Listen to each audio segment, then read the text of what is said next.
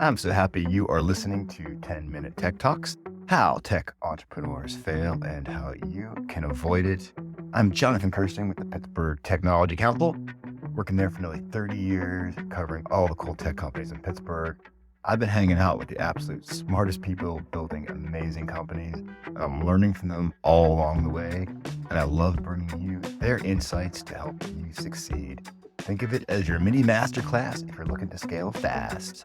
And my Wednesday podcasts are all about giving you these good, solid insights. Not about failing or any of that fun stuff, but all about providing you with insights to help you keep growing your business. And I have the joy of editing our magazine TEQ at the Pittsburgh Technology Council, where I get to work with our member companies who are just super smart. These folks, they're experts in their fields. And then so much of what they do revolves around helping businesses like yours succeed. I tell you what, company culture is something that's so overlooked. It's considered very soft and squishy, but now it's getting more and more serious. People are realizing how important it is to have a tremendous culture, to have a strong culture.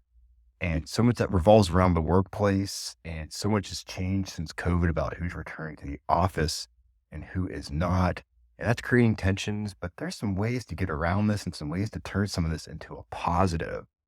And one of our members, Nathan Wadding from the Kindling Agency, has insights on this that I absolutely have to share with you today. Put in an article that's going to be in our next issue of TEQ. I have, of course, that article linked in the description so you can read the entire thing. But I have some key takeaways from this article that I think you just got to know about. So first and foremost, I really like this article because it begins with a historical perspective, illustrating how work and societal structures have evolved, all impact from the agricultural revolution through the industrial revolution to the knowledge revolution. And now I guess what we're kind of terming the unnamed work revolution. And this shift challenges the traditional time and place work setting due to the advancements in technology and recent global events that have completely accelerated our remote work models. This article, it emphasizes the current conversation about returning to the office. We'll call it RTO in case I drop a couple acronyms on you. So RTO misses a crucial opportunity for cultural and organizational growth. It suggests that the focus should not solely be on the physical location of where work is done, but on the underlying emotions and opportunities to foster stronger connections and culture within your workplace.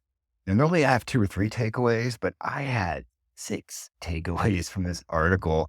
These are fast and they're cool, and I think they're very actionable and give you something to think about. So let's start with number 1. I think biggest takeaway on the very tip top of this whole thing is the whole reevaluating your return to office decision, the old RTO.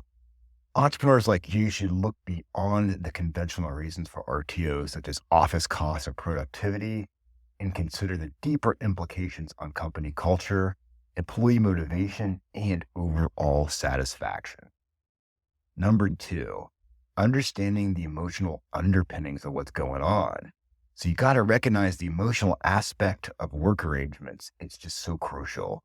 The discussion in this article around RTO isn't just about logistics, but involves understanding and addressing the concerns, needs, and motivations of your employees.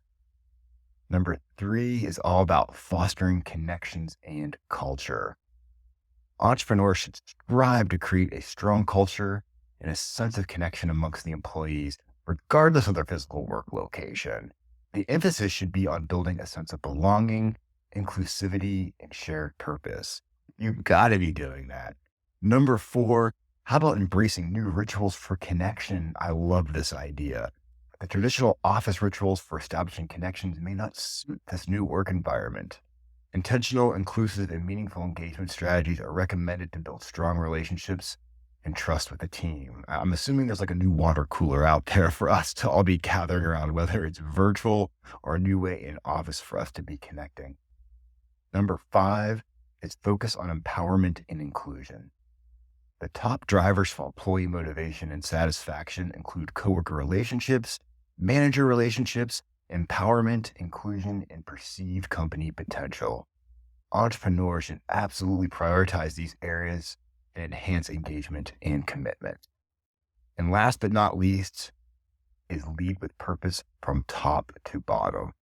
The shift to a more flexible work environment requires leadership to champion the values of connection and purpose from the top down and the bottom up to ensure everyone feels they're contributing to something meaningful. So the crux of this article really just suggests the future of work, whether in office or remote, should fundamentally rest on creating a purpose-driven culture that empowers employees and fosters genuine connections. It's going to build better organization for you. The insight in this article encourages entrepreneurs to view the RTO debate not as a logistical challenge, but as an opportunity to redefine and strengthen their organizational culture and employee relationships in a post-pandemic world. And that's what I think I like best about all this. This is an opportunity to build a better culture, but you really got to think about it. I think checking this article out will definitely help you along your way. Hey, I absolutely love bringing you great insights from our member companies like the Kindling Agency. Check them out. Once again, linked in the description. So glad you spent a little bit of your time hanging out with me. I hope you learned something out of this. I know I always do, and that's why I get excited to share it with you. So please follow me if you want more content like this. We're dropping new stuff twice a week. I'll see you on the next one.